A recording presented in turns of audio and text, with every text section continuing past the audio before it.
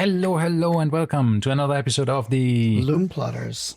Again with our good friend. I'm just like a bad habit at this point. We can't shake him off. Oh my god! Yes, he stayed. He didn't leave. Yes, Hotel California. Yes. Yeah. So Mahmoud again. And we have Mahmoud told us that he has still an axe to grind. He does. Why and he wants to come after a comment that was left in an earlier podcast about one of his watches that he purchased. Recently acquired. And it hurt him deeply in his soul. So he wants to avenge the watch's purity, I guess. I want to vindicate it. Yes. So obviously I'm an avid listener of your podcast. And, I've listened to all your podcast series. And one of the... So you're the one. So I'm the one who just travels. The heart emoji just now. Travels all over the world, just listen to the podcast from different places. But one of the latest one I've listened to was when you invited Hussein, who was also a watch collector. And even though he really likes IWC, he just said, he raised a few points on there where he said, I don't think it's a good value proposition. The engineer. And it was ironic because he was wearing an IWC pilot chrono at the same time when he said this. Exactly. And that obviously he was saying two more things. One of them is that the Gerald Genta ship has sailed and everyone has already gotten on it. And, IWC came late to the party. And also he said that the IWC Pilot Mark 20 was a better value for money and it's a better watch overall. Mm-hmm. So to me, I don't think IWC came late to the party because they were there since the 70s. They're one of the very few brands that called Gerald Genta to design one of their watches. I think he meant more to jump on that bandwagon. You're totally right, but I think to just charge more because it's a Genta watch. But right, so it's like a bit like that. Now we have actually a good excuse to actually raise the price for this particular model. I think that's what he meant. I think, and ultimately, if you look at the other stainless steel watches in the IWC catalog, this one is by far more expensive. It is, but also the different amount of finishes and the types of finishes that they have on the watch, to me, in my opinion, are much superior than the other watches. So, for example, you've got a stamp dial with a very nice pattern. Mm-hmm. The IWC Mark 20 doesn't just have a very plain sunburst dial, though. But I think it's much easier. Yeah. Although sunburst is sometimes very difficult to make, right? Yeah, we've learned this. I'm a big fan of the Mark 20 because it's still a watch on my radar that I want. I'm not going to put you off. Don't worry. It's still a great watch. And that bracelet has a micro adjust. It does, but I have a Rolex. The engineer doesn't. I never use a micro adjust. I don't have any watch with a micro adjust. It just doesn't make that much difference to me. It does when I have to say I'm wearing, by the way, what we'll say while we're all writing before. Exactly, I'm wearing my Cartier Santos, medium size, and I am in between links. Mm. So there's no micro adjust. That's when micro adjust comes in handy. I don't change my Rolex, my subs micro adjust, but it allows you to perfectly dial into your wrist size. And that's the thing. It's not about changing it on a daily basis. It's about getting it to fit. Because one extra link and it's too loose right now, this Cartier, and one, the current way, it's a little bit too tighter than I would like. For example, I don't know whether I don't own any. I don't know if the Nautilus or the Royal Oak have micro adjust. No, they don't. Okay, so why crucify IWC no, for I'm just saying IWC has it on a cheaper watch. Yeah, and doesn't have which it on doesn't make sense. You just mentioned that it's so delicate and so super more advanced. But in the entry level, they already have that advanced bracelet, and then they don't put a butterfly clasp on as the new one, which is a bit. But if you different. Look how the bracelet looks on the Ingenieur, it just closes up like a bracelet, so it looks very smooth and hugs your wrist, and the finishes on it as well as alternates between. But they now offer you yes. an alternative clasp if you want, right? Please do. They do. No, they do. They said they will. IWC has IWC said they will allow you to purchase the single fold deployment clasp as opposed to the bifold. With the micro adjust. It hasn't come out yet, but they said that one will come soon and you can buy it separately. Yeah. I think they've offered that after the feedback that they've got from people. Yes. But honestly, as I said, it wouldn't change my life. I don't mind it. And it's a butterfly clasp that you have to fold in a specific order, right? You have to do correct. The first one and then the second one. Because when you close it all the way in the back and you can see how really great it fits in the end, it just looks like a complete, very continuous bracelet. But you also have to think about who did IWC really make that watch for in the end? Because it's not like a consumer just want to give it to everyone. They want to sell it to everyone. They're still going to limit the numbers as far as I know. They haven't. And that's another thing that's maybe is a bit going. It doesn't fit well with everyone. Yeah. So they already announced that it will be limited. Yes. There will be limited numbers. And you go like, but why? Yeah, if it's a good enough watch, you don't want to play the Rolex game, sell it to everyone. Rolex doesn't come out with a new watch and says, but that will be very limited. They don't say that. No, I think it is limited, but they don't never say that. Yeah, but IWC, I think it's one of the very few brands that have got really strong brand identity, and it's very diversified. So we've got a big Pilot, and we've got the Pilot watches, which is very strong and very recognizable. And they've got the Portugueser, which is completely different than the Pilot, and still you have people who really love the Portugueser. They would buy it over a Submariner sometimes. And then you've got the Ingenieur, which is completely different than the first two and still have a very strong identity. But when you look, for example, at a brand like JLC, they've got the Reverso, and then every other thing almost looks the same. I somewhat agree on this. I think IWC is very broadly positioned, and I have a soft spot for IWC. I have only one in my collection, as the Portofino Chrono, but I really like the new Ingenieur. I think it's a brilliant watch. It wears really nice. It's a lovely watch. I still think, as I said in the episode where we talked about it, it's a bit on the expensive end. And I really like the Mark 20, and I really like the Yacht Club.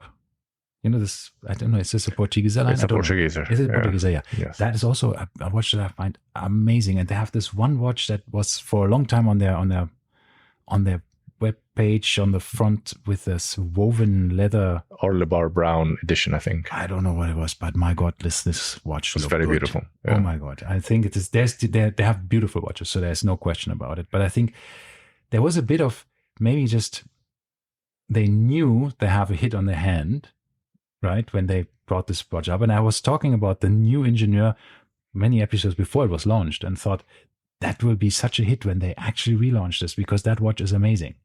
The Ingenieur line is amazing. I love the Ingenieur line. Yeah. And when why did they discontinue it is my question. I mean, honestly, they went from once again a 25,000 dirham watch to a 40. What is it? But have you looked at some of the earlier, because one of their edition, I can't remember the reference number now, but it just looks very similar to the Portofino with just a different handset. There was some. Yeah. So the one that I remember the most is the previous generation, then the one that was just recently discontinued. It was available 5 years ago, right? Yeah. And that one was a chunky, sporty looking watch, and it was cool. I liked it. It was different. It came up to, there were some versions with 45 millimeters, right? There was bigger ones. There was 38 millimeter versions, and over time, there's a lot of different Ingenieurs over time. I think and they lost a bit maybe from that original idea of being the Milgauss from IWC, right? But I do feel maybe we would see maybe a less designed dial version that is a bit cheaper. I said this before, they have a way out. They can drop it to, let's say imagine this. Simpler dial. Right now you shave a few make one off. Exactly. So you make one for 30,000. You make it a little bit 35. 35 is a bit, 35, 45 doesn't make a difference, right? To me, if you say 45, or how much was it? 41. 41, yeah. And then you do something for 30, 31, 10K cheaper, then you're giving an option. Let's say you put it on a strap. Done. You saved X amount of money right now. A strap with a plain dial. And then now you can sell it for 30K. And now it's an entry. Yes. And then you have I think this option of having a watch, let's say on a rubber strap, let's say. Yeah. For example. Yes. It'd be a great watch on rubber. Be under that $10,000 mark, right? But I think it's a design decision. They really wanted it to look on a bracelet. Totally. And this that's is totally what good. everybody's going to buy. Do you not get it? And this is the idea of what every car company does with a base model. No one's going to get the base model. But because it's there, you say now it's starting at 30,000 dirhams. And as soon as you do that, nobody complains about the price anymore. It's like what you do with you anchor the price in certain levels, right? So it's like when you have a menu in an hospitality, in a restaurant, you have a wine menu. Nobody buys the cheapest wine. I do. Nope. I'll take your cheapest wine. But usually you always want to say, okay, and I'm not going there. I'm going to the, a few levels up, but I also don't go for the most expensive wine. Yes. But when you anchor these prices, or when you have these maximum prices, suddenly, I mean, we all don't come from probably households where it was normal to have, let's say, a $1,000 belt. Yes. My dad didn't have that. I don't even know if my dad had a belt. My dad wore elastic pants his entire life. Suspenders, yeah. But no, and when suddenly you're saying like, okay, I'm buying a belt, and there's a belt for 1,000 dirhams, or for 1,500 dirhams, or for 3,000 dirhams, and you think, oh, that's ridiculous. But at the same time, I mean, I caught myself. I have no problem buying a new leather strap for my watch from Vacheron Constantin for 1,500 dirhams without even any piece of metal on it, just blinking. The leather. Yeah. And I thought, well, actually, a nice belt for 1,500 doesn't seem so bad anymore, because I just paid this tiny little bit of leather for my watch for 1,500. So you anchor these prices, and eventually there's, when you see something for 5,000, the 1,500 doesn't seem to be so expensive anymore. And that's why I think if they had this simple dial rubber version of it, nobody would buy it, because everybody wants the integrated bracelet. Yep.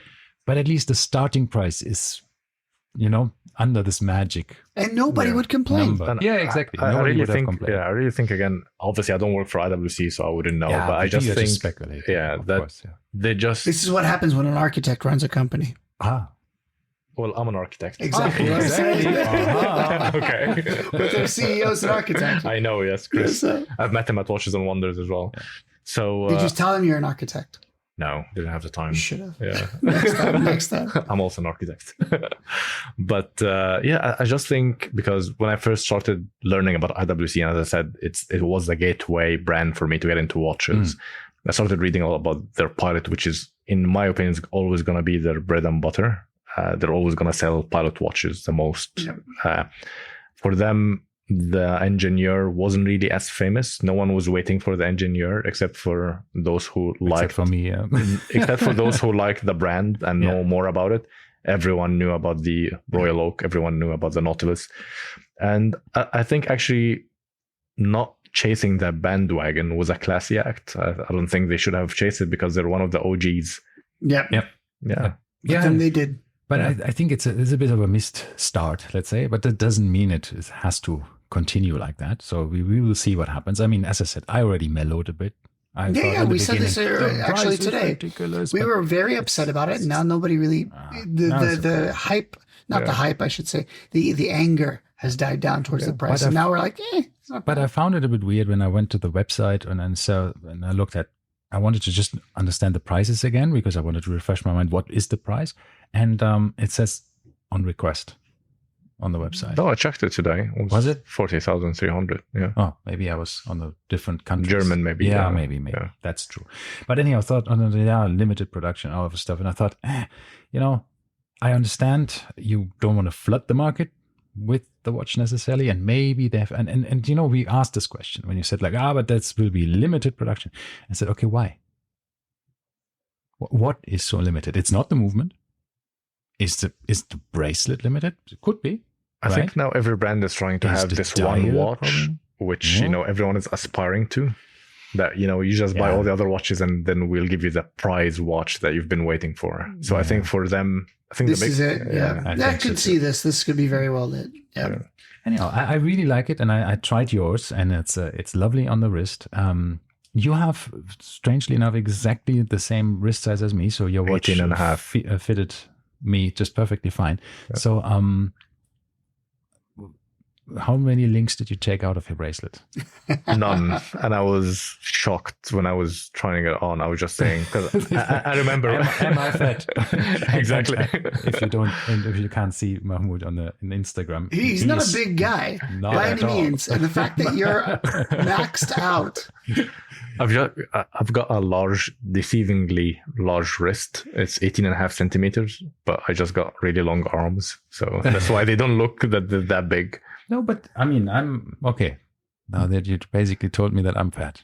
No, I mean, because obviously. But ultimately, the fact is there's bigger guys than you with bigger wrists. Yeah. And the fact that you're already maxed out on the links it's an issue. It's weird. It's strange. I feel this is not necessarily only IWC. I think that a lot of brands are now skimping on the. I mentioned this about the Rolex. Yeah. I got my original sub way back when. They not only had half links, they all had 2 additional links included compared to what they come with today. Same watch. Yeah. So now Rolex is known to have 12 links.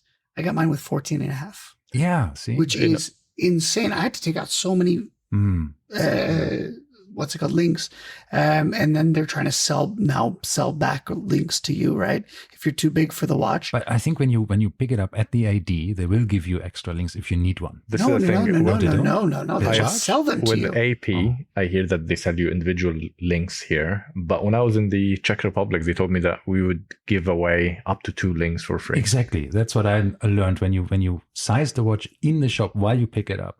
They will make sure it fits you. Maybe it's a Dubai thing. I got a good friend of mine. Because I found it really annoying. I mean, I imagine you buy the watch and it's like, yeah, we need more money. Go to the gym, come back. Well, let me just put it this way. I have a friend of mine. He's a big guy. His name is also Mahmoud. Okay. Met him at Watches and Wonders many, many years ago. And I've seen, not Watches and Wonders, sorry, Dubai Watch Week. Seen him every single time since. He is a big dude. Tall, healthy guy, we'll say. He bought a 36 millimeter yellow gold president date, right? Mm-hmm. So he needed extra links. The guy spent $20,000 on extra links because they're 4,000 dirhams a pop, something along those lines. Well, for the yellow gold they links. Are full gold, yeah. Yeah, but still, they don't give away 2 for free there. No, well, yes, yeah. I mean, I understand that they don't want to make the watches for the 5%. They want to make a watch fitting 95% of people. Yeah. I understand that, but this is small. If it's a steel link, come on. I mean, I bought once an extra link because I bought a Datejust 2 from a pre-owned dealer, and it came the way it came, no extra links, and I needed an extra link, 1 extra link, and I think I paid about $80 for it, 300 dirhams, at the Rolex boutique, which is not too bad. Yeah, but it's stainless steel, right? This is not more than I paid for my first watch, but still, and I just got a link. But that I understand. But for a steel watch, I think you should just give you an extra. Make it fit if you're a bit of a bigger wristed guy. We need to speak about today's topic. Okay. Yes. What are you wearing? Yeah. What are you wearing? I'm wearing the AP code 1159 in stainless steel. It's something that I've been chasing for some time. We just released beginning of the year. I like it a lot more than the white gold version. And I've been to the Milan boutique, couldn't get it there as well. Actually, I hadn't even seen it in person before I've actually bought it. In Milan, they offered you the the white gold, right? Yeah, exactly. But it's only because I've registered myself years ago, with AP here. Yeah, but I always thought code 1159 is not so hard. You. It's not as hard as the Royal Oak for sure, and it's definitely easier than the Offshore as well, which should be one of their easiest watches to get. But it's just we live here I think the Offshore Diver is probably the easiest from the general Royal Oak family. Yes. Yeah. But it's a name that keeps it difficult, right? You can't get a Royal Oak, you get a Royal Oak Offshore. And because the name, if it was just called the AP Offshore, I guarantee nobody would want it. But it says Royal Oak in the name. It looks pretty similar. But I love your watch. I think it's a beautiful watch. I think the Code 1159. Pause for a second. Wasn't there a story, and this is going to go into what we're talking about today, wasn't there a story about the Royal Oak Offshore that Genta was extremely upset about the design? The Beast. The very first one that was the Beast. Released. That was So if I remember correctly, Genta was appalled by how ugly it was. I have tried it, and it's very large. It's very thick. It is big. Yeah, but I think this is when all of the Genta designs in general, the Vacheron Constantin. It's right? not. It's not It's not Genta. No, sorry. But okay, let's take Genta this inspired. Yeah, let's take this as coming out at the same time, right? We had the Royal Oak and the Nautilus, and then the Overseas, which all three used the same movement, the JLC movement in the beginning. Which apparently, I read that JLC found the movement not too good to move to use it for their own watches. Yeah. But they had to use it because none of them had a movement slim enough to fit that design. Exactly. And that's why I think why he got so angry with the Beast, because that thing is thick. It's a chunk. It's really it's nothing like his very delicate and intricate design, and so slim that basically both of these manufacturers went outside to buy a movement because it wouldn't fit the design. So I think that's why he didn't like it, because it's the antithesis of his watch, basically, that he designed. He designed it to be elegant, to be slim, to be, flowing around your wrist. And then you have this thing that is just like a real big chunk on your wrist. Well, it's quite interesting. So I got the quote here, by the way. Mm-hmm. Yeah. So apparently he stormed into the AP pavilion at Baselworld and said, "You killed my baby." Those were the exact words. Bit of a drama queen.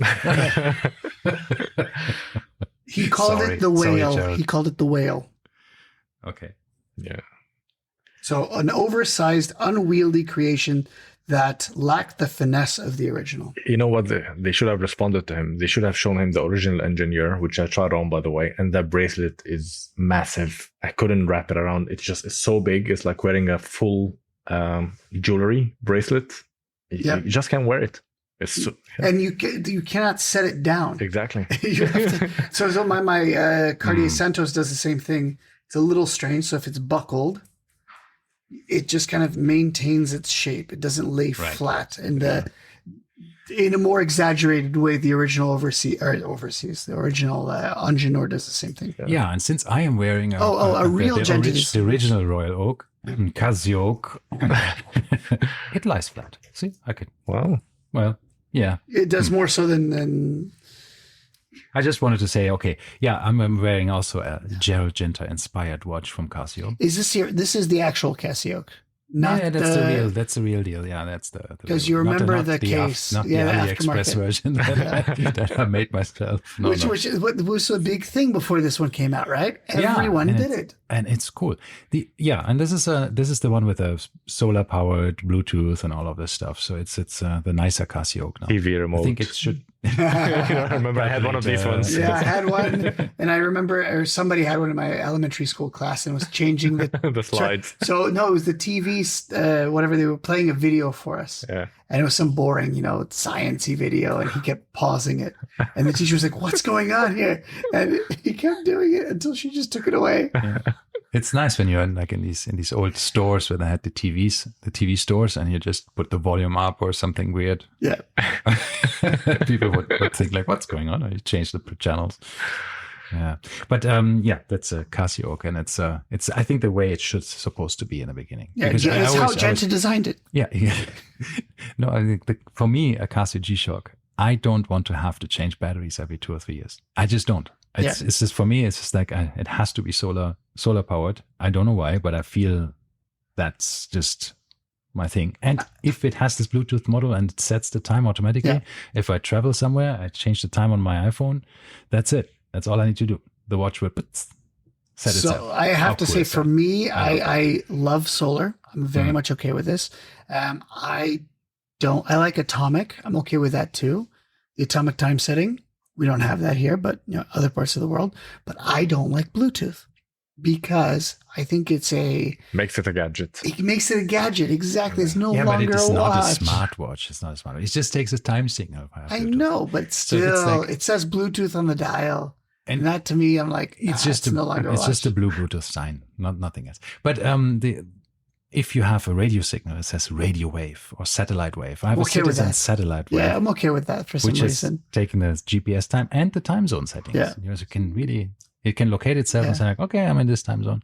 Pretty nice. but not as nice as, let's say, a Grand Seiko that is intrinsically so precise that you don't need that. Yeah. Right? That's All nice. right. Now that everybody said what they're wearing, So back to our conversation. So our conversation today is Genta, right? Genta. Just general Genta comments. Is IWC rehashing Genta's design? Is the current, or the one you just bought, the Ingenieur, an actual Genta design? Because they seem to claim that it is. And what do we think generally about Genta's watches in general? Let's have a Genta topic today. See, there's a lot of Genta watches that I think, all of these Mickey Mouse watches that he designed? Yeah, that was Genta. Exactly. Yeah. And the Constellation Omega. Which one? Yeah. One of the older ones. Yeah. Genta designed a Constellation? Yeah. And see, not all Genta designs have to be hits. No. And what about the pole router? One of the cheapest Genta watches you can buy, the Universal Genève pole router, right? Okay. You can find one for probably around $500 US, 2,000 dirhams. Was Genta a one-trick pony then? Yes. I don't think he was. I mean, when you look at all the other watches, he's got also his own brand, Gerard Charles, which has got also these different cases as well. But they have had some kind of lawsuit with the Gerald Genta family. I think that they wouldn't let him use the Genta name. So it was a bit. It is his company. He founded it, but somebody bought the rights somewhere. And has nothing really to do with... To be honest with you, I'm not a big fan of the case design of Gerald Charles. No, me neither. But I do like the Mickey Mouse watch. I find it very whimsical. Yeah, but the Gerald Charles is like a weird shape. It's like a pentagon or something. I don't know what it's weird, but that ultimately, if that is a Gerald Genta design, then I don't like it. You asked, is he a one-trick pony? And ultimately, I say yes, because he has multiple hits, 3. To be exact, if we're going to count the Ingenieur. And was it a hit originally? Not as much as it is today, I think. So two hits. Yes, I always. But they were so similar, and I mean, screws on the on the front of the face of the watch, basically. But the Nautilus doesn't have any. Yeah, the Nautilus doesn't. But the Ingenieur and the Nautilus have the same bracelet. Yeah, they have the same bracelet, but the AP has the screws, which with the Ingenieur has. So it's a mishmash. And the funny thing is, I think all of these watches were in the beginning not hits. Correct. None of them were hits. Nobody really liked it. In the beginning, people said like, meh. No, but the funny thing was, it was reversed. So you walk into a Patek boutique, you wanted a Calatrava, and they would try to be like, why don't you buy a Nautilus? I remember this until recently, right? Yeah. This was still a thing. Like, Nautiluses were readily available in stainless steel. And I went into Patek boutiques and said, can I see a 37 millimeter, Calatrava? Yeah, I personally, I like these. I like the Royal Oak. Not entirely sure how much I'm influenced by the scarcity and the status, the image and the hype around these watches. But I do feel they look very nice. They look like a piece of man jewelry, right? It's very sparkly. It's very rugged as well. Yeah, and angular, right? The AP masculine, has very straight angles, but still sparkly and like a piece of jewelry. Yeah, but I think it is a great design. It is a very comfortable watch to wear. If you put it on your wrist, that's a bit like the Rolex moment I had the first time I put a Rolex on my wrist, and I thought, ooh, suddenly my complete outlook on Rolex changed from not for me to me, right? So it's like weird. And it was with an AP similar. First time I put it on and I handled one, I thought, you can feel the quality. So for me, I thought the movement was garbage. However, which one, the Jumbo or? No, this was not the Jumbo. This was the 15400. That didn't even hack. Sure, exactly. Yeah. And the 15400 was modern. It was just had a very tiny movement. No quick set date. Right? Exactly. Yeah. So my issue was, I loved the design of the bracelet, everything, the way as we said last episode, the way it plays with the light, right? Yeah. You just move your hand and just each facet just catches the light differently, and it's pretty. It's a disco ball. And I thought that was awesome. However, the movements they were using up until recently were not befitting this watch. And And no one cared. No one cared. Yeah, that's true. If they had a solid case back, I wouldn't have cared. But it's because they made the open case back and it was a tiny little movement. And that's what really was, it just didn't look right. Yeah. AP also, they released a lot of these videos where they show you how they make the case and how they do the different dials. And to me, the star of the whole watch is really the machine turning of the dial. If you see how long it takes, they have some videos of it, and it's marvelous to look at how the machine just moves the needle like a record and just makes all these patterns. And that is done by hand. Yes. With a guy with two hands. One is the movement and one is the intensity of how far you got in. This guilloche work is incredible. And it's I think it's when you see how guilloche machine, even the machines are not even made anymore. And you can't buy these kind of engine turning machines anymore. You have to use the old ones. And there's, which brand is it? Breguet. I think they bought, the entire Swatch group. I think they bought all guilloche machines in Switzerland that were available, just to safekeep them, because Breguet is very famous for their guilloche dials as well. So, and it's a craftsmanship that is dying out. It's very hard. It's not many people who are actually trying to learn this because it's very hard to do. Exactly. So you're right. These guilloche dials are amazing to look at. Yeah, for me, I think, honestly, out of all three designs, I would say that the Royal Oak is possibly the best out of all three. I'm not a big fan of the Nautilus. I like the case shape. I like how thin it is. I love how they finish the dial. But to me, the date window just looks Why awful. does everyone need a date window? It Why? looks so awful. It's so out of place. Because the date is important. So, but at least AP I color like my matched. date. I want my date. AP color matched the date window. Exactly. That tech did not. Maybe it's a traditionalist. I personally also prefer, as a normal watch, I would prefer the Royal Oak, but I really like the Aquanaut. The Aquanaut I love, but it's not a Genta watch. True. Yeah. So this is the thing, is I was going to say the same thing. I was about to say I love the Aquanaut, but once again, it's not a Genta. Yeah. So whoa, pause. I have a great idea here. A great question for everyone involved. So we would say that the Aquanaut is not a Genta watch. However, it's derived directly from the Nautilus, right? Case shape, the little, ears or whatever we want to call them stay the same. The shape of the entire case is roughly the same. The one thing that's missing, of course, is the bracelet.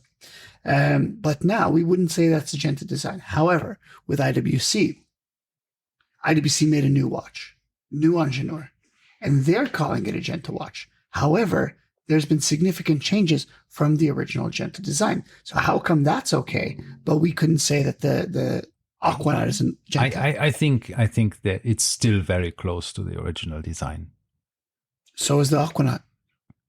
Yeah, but I think that this, like, Genta was working as a consultant designer, I think, for IWC, and said, like, hey, design a watch for us.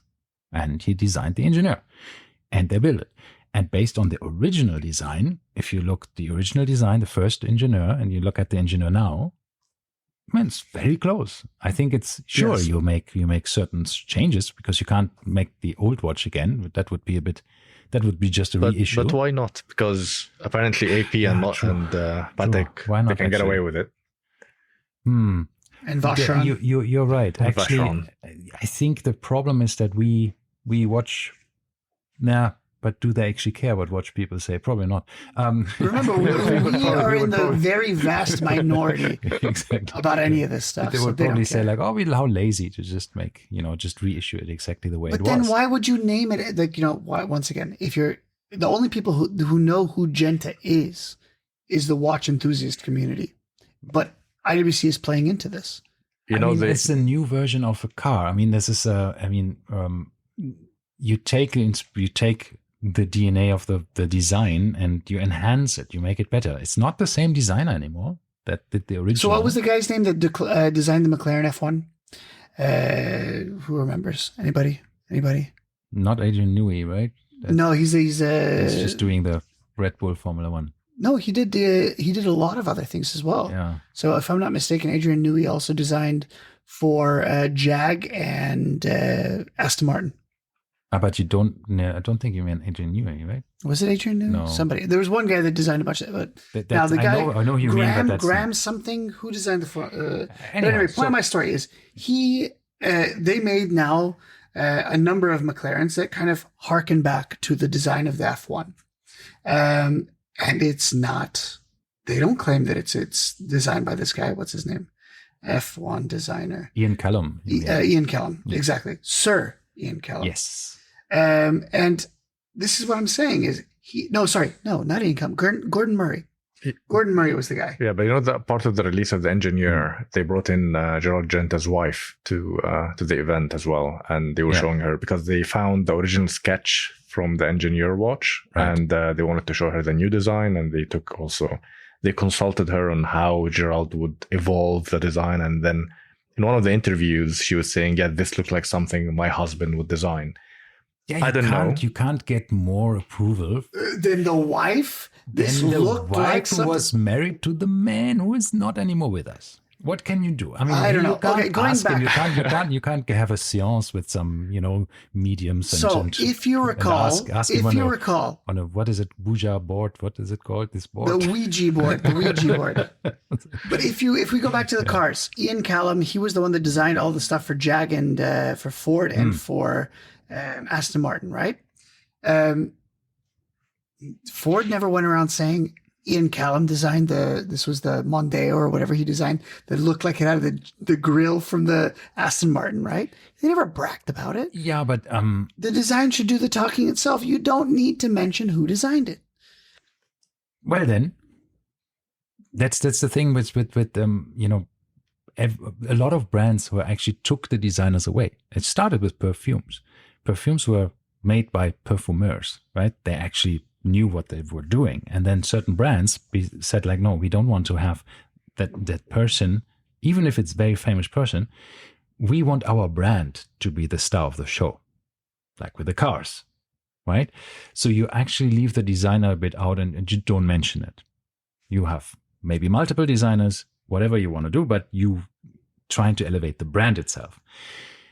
Having said that, there's a trend back to know who made what and who was responsible for things.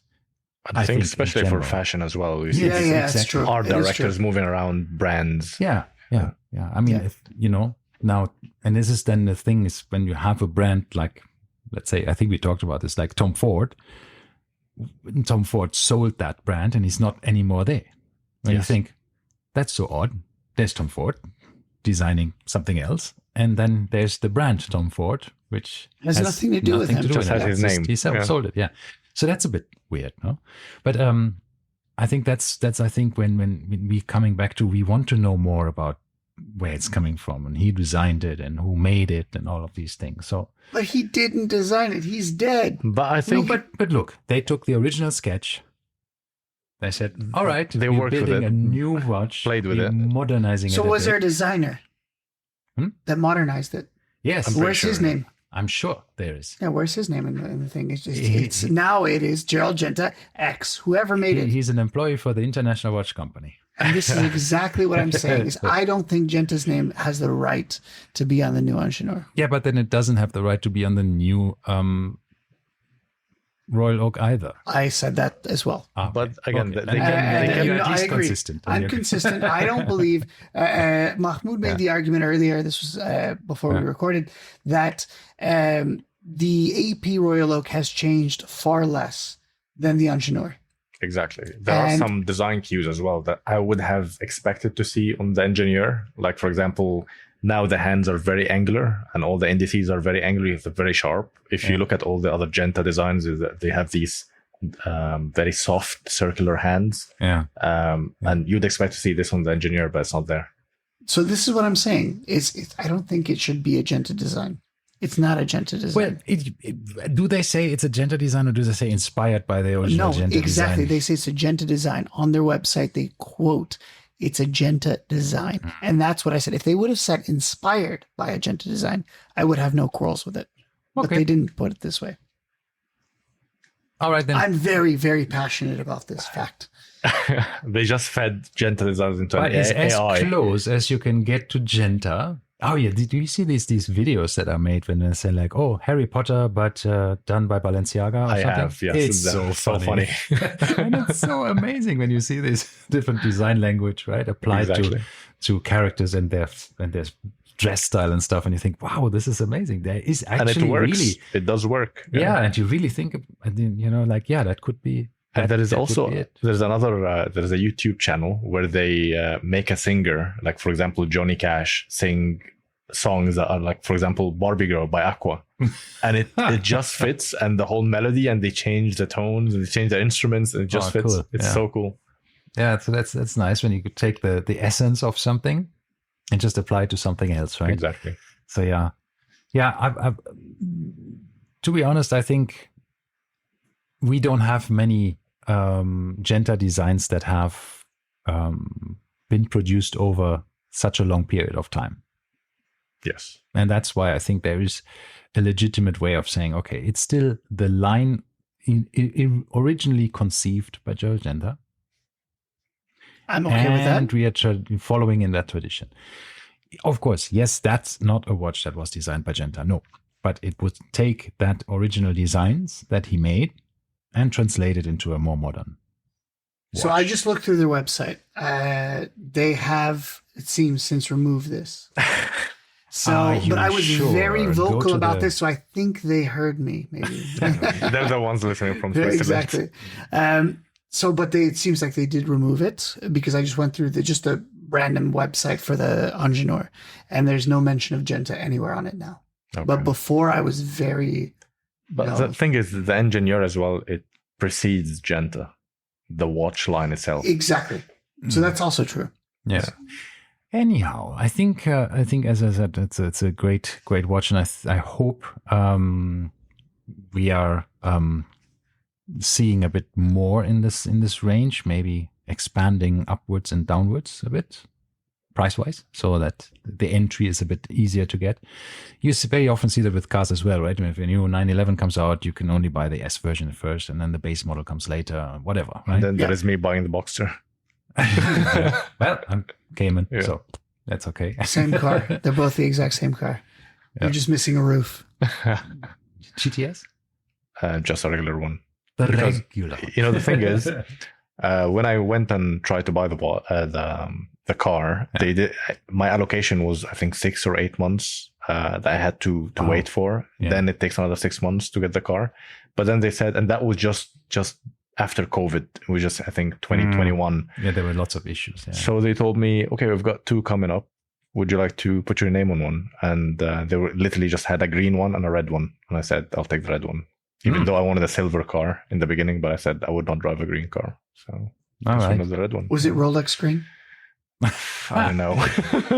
Yeah, some things like Porsche does when you have these, like when you buy a GT3 and you want a specific color that is part of the normal color range, but for the GT3, plus it's $20,000. It's a paint to sample this color, that they actually have the buckets of the paint standing around saying, that's paint to sample. No, but it depends on what green it is, because they do have this British racing green. Yes. And that looks fantastic on the 911s. Yeah, but depending on your model, you can't have that. Then it's a paint to sample for that specific car. But is it a different procedure? It shouldn't be. No, it's not. Yeah. They just take the paint from there. And you just tell them, like, no, take that paint from there to put it here. But no. 20,000. Oh, no. Exactly. Also, options are costing. But I understand. Depending which model you're buying. I understand if it's vice versa. Same line. If you want to paint your 911 or your Boxster or your Cayman a GT3 RS color, I understand that costing extra, but the other way around is just... But it's also nice when they tell you that when you want to remove something, we do that free of charge. That's very kind of them. Very, very generous from them, right? Oh, you want to remove the GT3 logo from the back? Oh, okay, we do that free of charge for you. Like, oh, wow, thank you. But if you want to put an additional logo on, that's expensive. Actually, if you want to even put it back, the same logo, they will just charge you then. It's like when you have in the Porsche crest in your seat. Right, in the headrest of your seat. Yes. That costs extra. Of course it does. So like, wait. I asked them, do you want me to pay for you to put your logo in my seat? Huh? And I was like, yeah. Anyhow, so I think we have solved the issue. About Genta? Or about Porsche? No, about Genta. I think it's not a fad. I think he designed some iconic watches. They will never go out of style. I think what will go out of style are those who are trying to copy him. So the watches... The thing is, obviously, since the man has passed, we don't know what he would do if he would be still alive. But right? we know he hates the overseas, or not the overseas, sorry, the offshore. That we know. Yeah, but also the newer versions of the offshore are not as bad. He's going to hate those two. Okay. I know. I can feel it. I can sense it. His wife actually shared one story where she was wearing a watch. She didn't mention the brand, but when he first met her, he just told her, that's a very ugly watch. Just let me have it. And apparently he lost it, and he had to, the next day, to send her one real watch, as he would call it. So he had very strong opinions about watches. Well, yeah. But apparently, by the way, he said he felt very, he felt complimented when people assumed that he designed the overseas. So he did like the overseas. Or at the time, I guess it was the 222, right? That's the first time I heard it. Yeah. So I was looking it up, and he was very favorable.